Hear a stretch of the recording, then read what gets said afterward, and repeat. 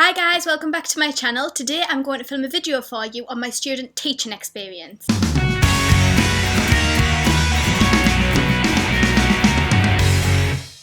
Okay, so the way that I trained to be a teacher was through the SCIT, which is School-Centred Initial Teacher Training.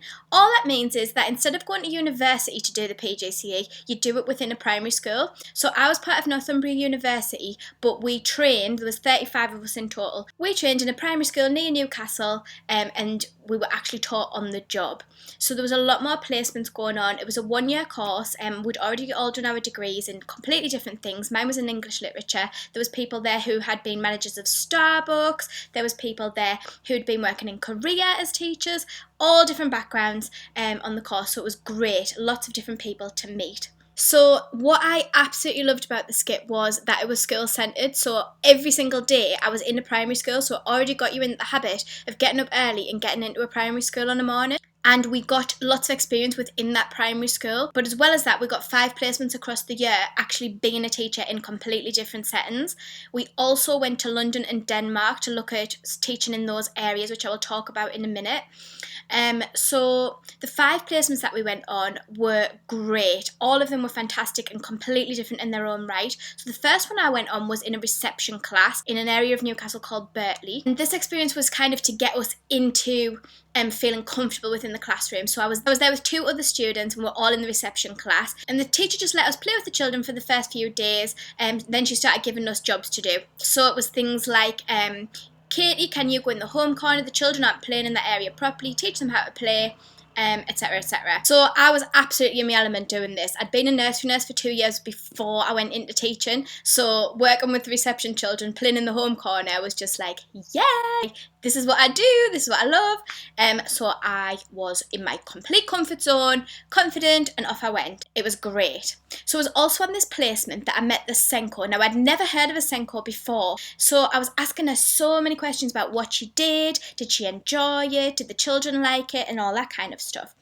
Now, she was completely different Senko to me because she was purely there to teach the children with special needs. So she didn't have her own class. She would go to classes and pull children out who needed extra support. So special needs doesn't just mean children who are working below age expected. It also means children who are working way above age expected and they need a little bit more challenging. So that school had the absolute luxury of having a teacher purely to work with closing that gap with all children. I just thought it was absolutely amazing. So yeah, that kind of opened my eyes to the world of being a Senko, and I thought maybe one day I'll work towards that. So that eased me into teaching experiences so well. Like, it really gave me a boost in confidence because I felt like I knew what I was doing because I'd already been doing the kind of thing as a nursery nurse.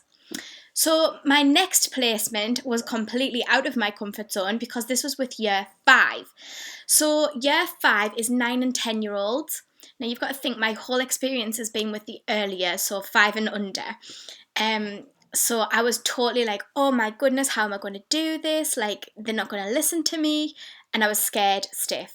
But the teacher that I had in that classroom was amazing. He really helped me to gain my confidence. The children were fantastic. It was an outstanding school, so the behaviour was immaculate from all of the children. I mean, there was the 1 or 2 who tried to challenge me, but really it wasn't.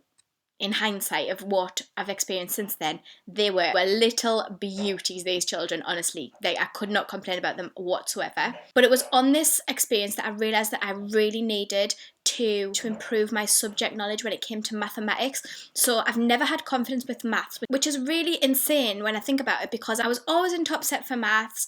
I did really well on my GCSEs, but it's just a confidence thing because I could never get the answers quick enough. So I always felt like other people got the answer before me, which meant that I couldn't do math, which is really, really silly. As long as you get the right answer, you can do math. It doesn't matter how long it takes you.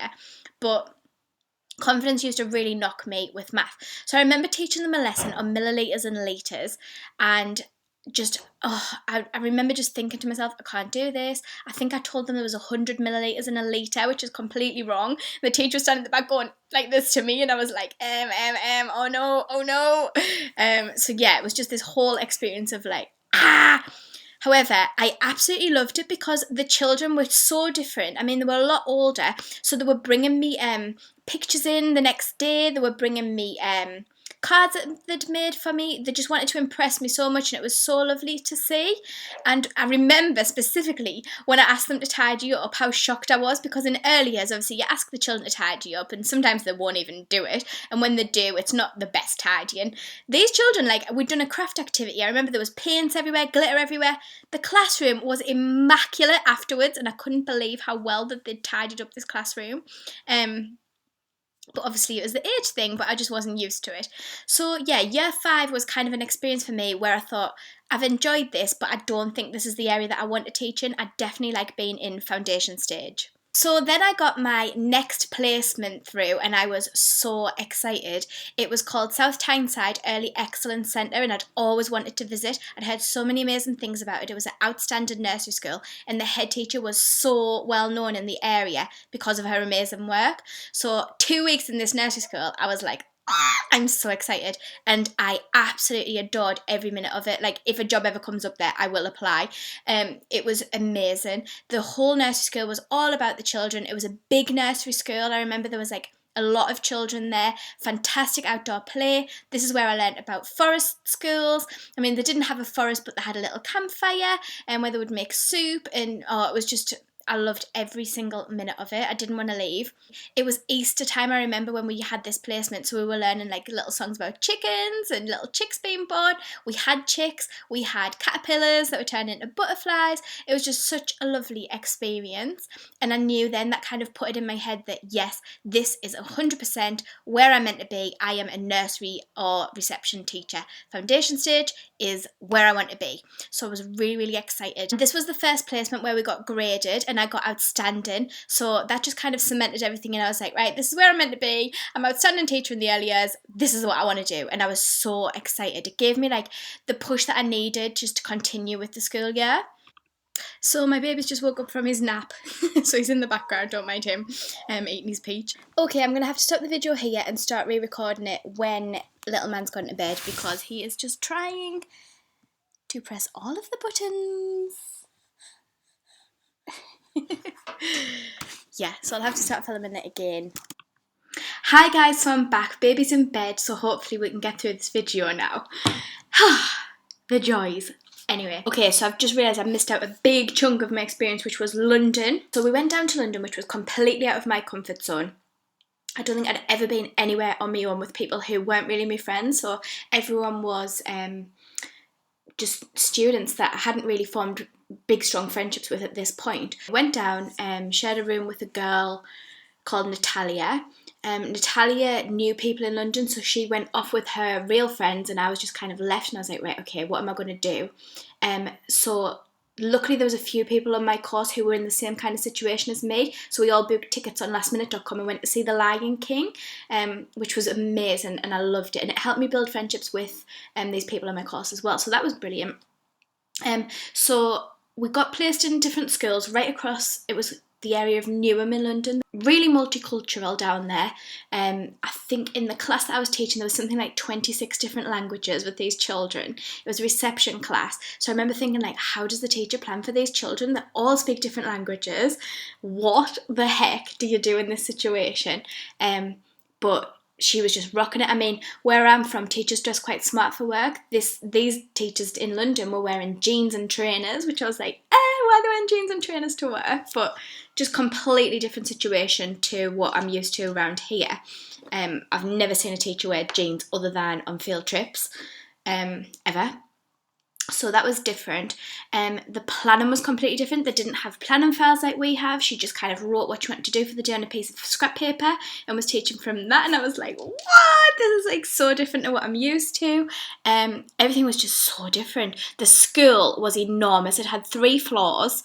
I don't even know how many students were there, but it was just a completely different experience. And we were told that if we ever wanted a job in Newham Council, he would get us a job in any of the schools, which was lovely to hear, because obviously a lot of people do want to escape the small towns up here. I don't. I like to be up here, but it's nice to know that if we want to, we could go to London to teach. So that kind of got us some connections, completely different experience, like I say, and I learnt a lot from it. There was a little boy there who had autism, which I'd never came across before. So I saw how the teacher had planned for him. She had different resources for him. She had a visual timetable for him, which I'd never seen before, and I saw that in full effect where the day had changed. So because I was in the classroom, he had a one-to-one member of staff with him who went through the timetable and showed him on the timetable that there was going to be a student teacher in that day, which was me. So I thought that was really lovely, that they prepared him for that. So I picked up some good knowledge on that trip. So then after that we did a full half terms teaching, and we were all the way across primary school. I got put in year 2, and we all went to different primary schools near to where we lived. Mine was in an area called Hartlepool. And my mentor teacher there was amazing. She was really incredible. She taught me so much, and I built up such a good relationship with her that she recommended me to her friend who was a deputy head teacher at a different school, and I got an interview for a job and I actually got the job. So it just goes to show it's really important to build up relationships with your mentor teachers, especially. Try and get as many connections as you can when you're on your student teaching placements, because they will, if they don't have jobs in that school, they will recommend you to their friends, and teachers know other teachers. So it does really, really well for you. You can make a good impression for your future because they will keep you in mind if they like you. And I always try and do that now for student teachers. So if I come across an outstanding student teacher, I will keep them in mind, and if a job comes up, I will contact them on Facebook to let them know there's a job come up. It might not be in my primary school, but it might be in one of my friends. So this placement was really exciting because I felt the whole stress of being a real teacher. So I wasn't teaching all day every day. I taught every morning. So I taught maths and literacy, and then sometimes the teacher would let me take one of her afternoon classes as well. But what happened was, at the beginning, I think there was 2 weeks where she planned the lessons and I delivered them.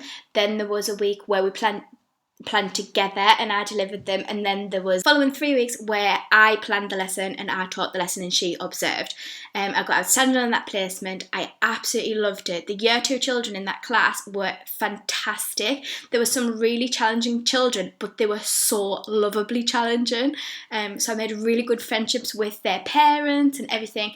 I just thought, oh, I love this year group, which was interesting because I've always thought in my head that I'm an early years teacher, and that's where my whole experience has been ever since. But I would definitely love to teach up to year 2. Okay, so then after that, we had a little break. We were doing like assessments, group presentations, coursework, that kind of thing. And then we had our final placement. Now, my final placement was in a primary school, and I was in the reception class, which I was really excited about. I thought, great, I'm back in early years. I know what I'm doing. I know the curriculum. And I hated it so much. It was a split classroom, so there was 3 teachers.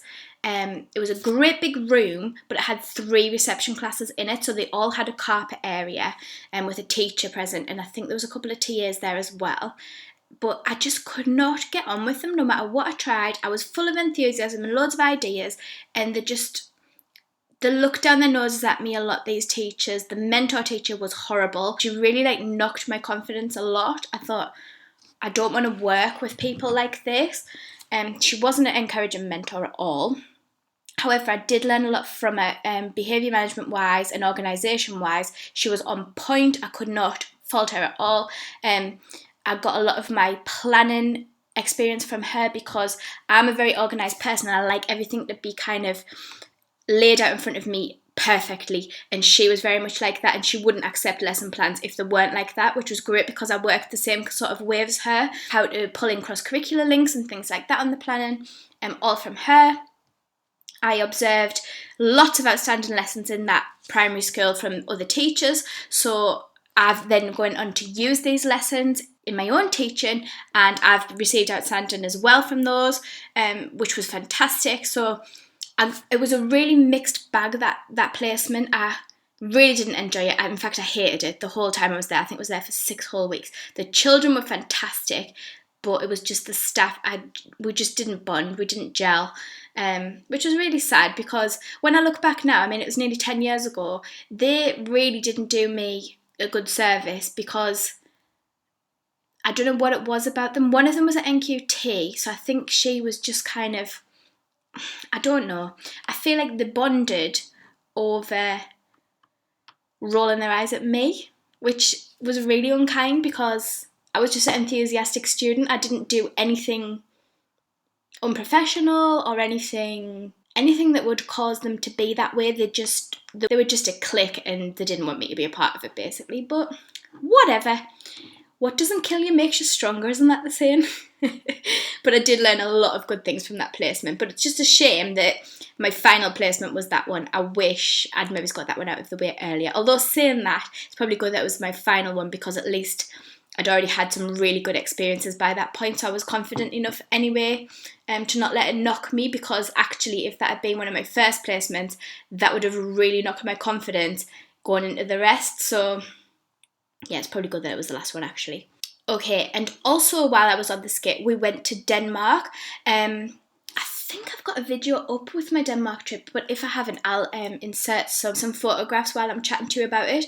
So this was amazing. We'd literally, so we started the course in September and I think we went just after Christmas, maybe January time. Which was also massively out of my comfort zone. We had to go on a ferry. I'd never been on holiday without my parents or my friends, so I had to go on a ferry with all these people that I'd known for a few months. So that was interesting in itself. When we got there, it was great because we were in big groups, so we didn't split off into 3s or 4s. We were together with about 10 people. We went to different schools in Denmark, so we saw lots of different practice. So every classroom I went in had a great big construction area with Lego in. That was all the way up to the older children.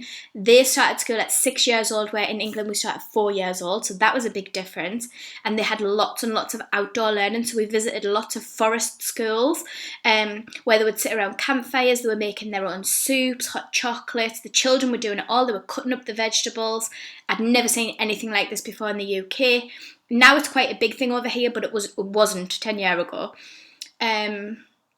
What else did we see?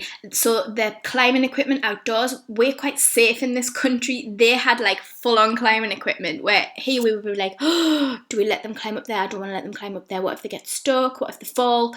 No. Over there it was just like, yeah, children need children need physical development. They need to be challenged. Oh, it was amazing. I loved it. They were using like saws. Oh, it was just completely different to over here, and I absolutely loved it. The children, you could see how much they were getting from it just from being outdoors. Even when it was like raining really heavy, they had the appropriate outfits and off they went. They had waterproofs on, wellies on, and it didn't bat an eyelid. They just went outside and loved it. Where we were all like standing there like, it's raining, we're freezing. No. Which I believe has made me a much better practitioner now, because if it's raining outside, I wouldn't ever keep the children in. I would just get their waterproofs on, their wellies, and take them outside. I have came across staff, even now, who will avoid taking the children out because of bad weather. And I once saw a quote that said, there's no such thing as bad weather, just bad clothing. And I stick by that motto. Children can go out in all weathers if they're dressed appropriately. So overall, I had a really, really strong amount of training. Every placement that I went to, I learned so much from, and it was incredible. And all my advice can be to you is to make sure you enjoy your student placements. Yes, they're nerve-wracking when you first go in and you don't know anybody, but you've got to think that is going to be your job. So you need to take as much as you can from those teachers. Trust me, they know what they're doing. Even if you don't get along with them, watch their practice, watch how they talk to the children, watch how they plan their lessons and resources.